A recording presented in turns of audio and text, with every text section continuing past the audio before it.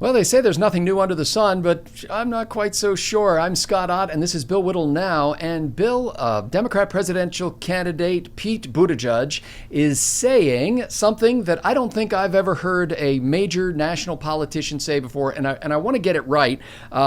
Basically, let me read the quote from him. He is reacting to Vice President Mike Pence in some way, although it's not clear from this news story on CNN what Pence said to trigger this.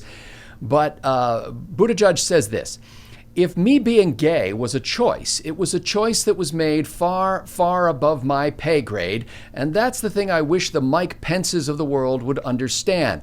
That if you got a problem with who I am, your problem is not with me. Your quarrel, sir, is with my creator. Now, Bill, no matter what you think of what homosexuality is, whether it's some sort of chosen behavior or something that is inborn into an individual, you've got to admit that this is an unusual thing to hear a presidential candidate say. And I guess my first thought was, how does this affect Mayor Pete, as they call him, Mayor Pete's prospects as the potential Democratic nominee? Well, I don't find anything particularly shocking or disrespectful in it. So I think it was actually fairly well calibrated to improve his standing enormously with the progressive left while doing the minimal amount of damage that he could do to the sort of the general middle of the country, because he's obviously running for president. He, as I say, it's an extremely well calibrated statement, and one that appeals to the left-wing idea that that Christians and Republicans are all hypocrites and sort of these stern moral taskmasters, and I don't think it's going to hurt him any. I think if he ever actually makes it to the presidential nomination or vice presidential nomination, I don't think it's going to be a big surprise that he's gay. So him coming out gay is not exactly like a shocking statement. To be honest with you, Scott, the very first thought I had after hearing the completion of the quote was, what's the big deal about? Well, the curious thing about this is not that he's gay. I mean, it's been known for years that Mayor Pete is gay. That's not a revelation here. The interesting thing is that Mayor Pete also is a professing Christian. And he is essentially proclaiming or declaring the imprimatur of God upon his sexuality right now in the face of another professing Christian, Mike Pence, or the Mike Pences of the world, who would say that this is not a biblical choice. Well, let me preface this by saying that I'm tired of being told what people can and can't believe in the name of their own religion. You don't have to bake the cake. That's been my position from the beginning, from the absolute beginning. I don't, having grown up in show business, I've been surrounded by gay people, my entire life, and I have never seen the slightest suggestion that it was a choice. I flip it around, this kind of thing is so fundamental, really, to your, at the very least, to your sexual identity. It's difficult for me to imagine being able to make a choice in that regard. I suspect what happens is that there is indeed a kind of a spectrum of proclivity, let's say, in one direction or another.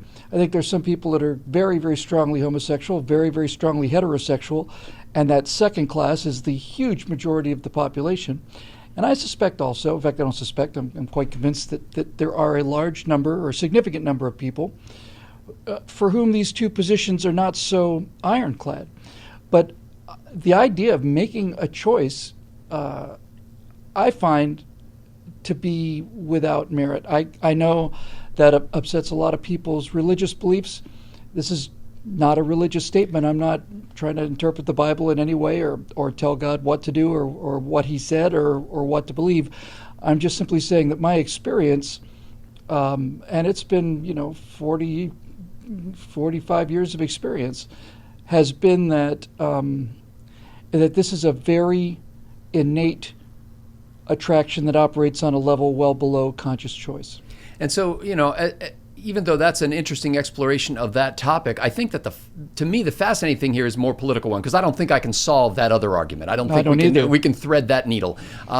However, what we do have is unusual on the national stage. It's not unusual for a Republican to make a comment regarding the morality of homosexuality, or to say that the guy who runs the cake shop doesn't have to bake any cake he doesn't want to, or to even say that there ought to be federal funding for health care to provide what they call conversion therapy, so to speak, which Vice President Pence has advocated in the past. None of that is unusual. I think what's unusual on the public stage right now is the rhetorical device that Mayor Pete is using here. I understand. Because Buttigieg is essentially saying, hey, you're going to play the God card on me? I'll tell you what, God made me homosexual. What are you going to do about that? Well, I don't think you or I or Mayor Pete or Vice President Pence are able to make a phone call to get a confirmation on their position on this. So since it's a political issue and you're asking about a political subject rather than the actual underlying truth to this matter, from a political point of view, I think it's an absolute masterpiece on the part of Mayor Pete. He has essentially, if you take that position, then he has basically found a way to present the paradox of it, right? If it turns out that it's not a choice, and it turns out that there is a God, and He created you, then it does set up some interesting moral ground to debate on, and the way he structured the argument, I thought, was just masterful. I don't, you know me, I'm not a fan of progressive politicians, and we did a segment not too long ago on for members anyway on boy band politics on the part of the Democratic Party, who, it's almost like he's going to be Bobby Sherman's and Leif Garrett and David Cassidy and all these other people that date us as these octogenarians. But in any event, I thought that the argument is an interesting one, and the fact that he is willing to make it front page news is an indication of his.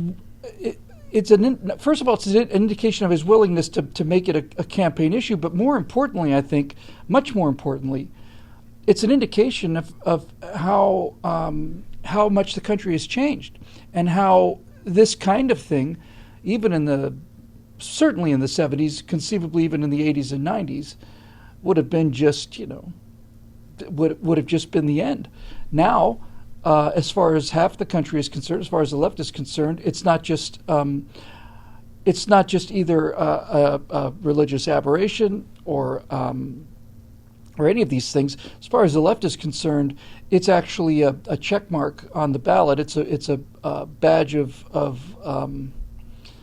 it's a badge of virtue, is what it is. And my personal opinion on this, is I don't much care about what people do in private. I care very much about how they behave, both in public and in private, and I care about their character. My experience has been, just with any other, my experience has been, Scott, to provide me with more evidence than I will ever need that thinking about people as gay Americans or black Americans or Hispanic Americans, white Americans, is a gigantic lie. I find that if you look at people as individuals, you will find that they conform much, much more closely as individuals with common interests than they do in any way based on skin color or religious preference or sexual preference or so on. So Pete Buttigieg, who is, of course, running for president, does two things that I think risk his standing with the far progressive left.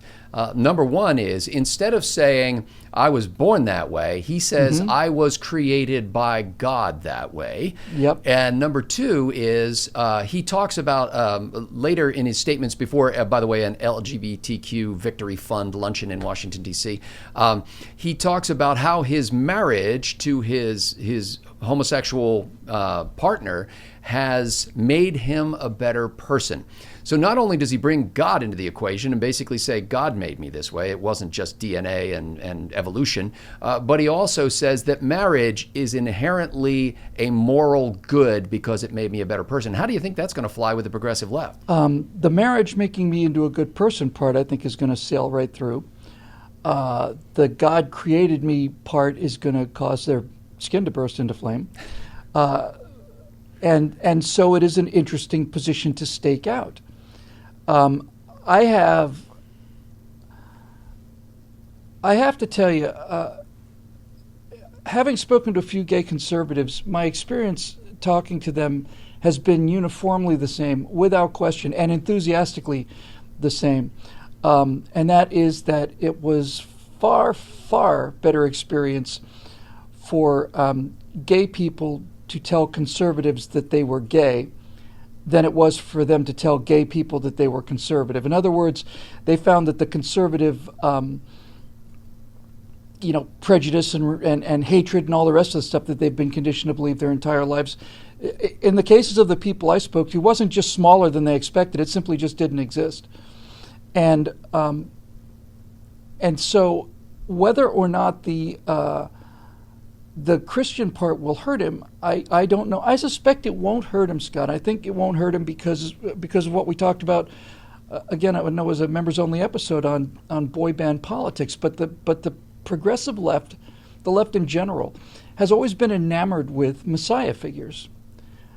It's refreshing to hear one of these Messiah figures admit that he is not the Messiah, that there may in fact have been somebody a little higher on the ladder of creation than himself. That alone is a little refreshing to me. Above his pay grade, as he might say.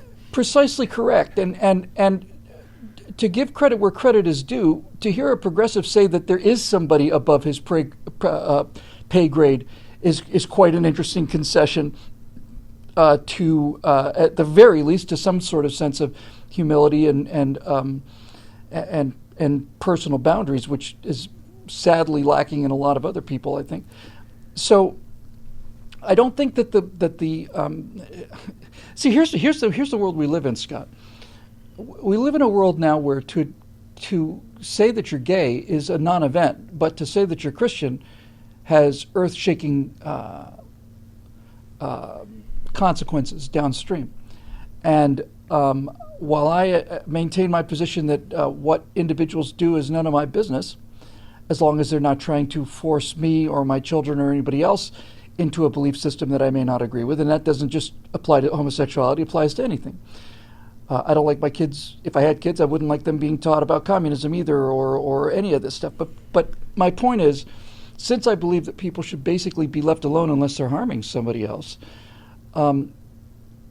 he has marked out a position that at first glance looks like it would basically cut him off from both sides of the political fence. That the gay would turn off the Republican part and the Christian would turn off the Democrat part.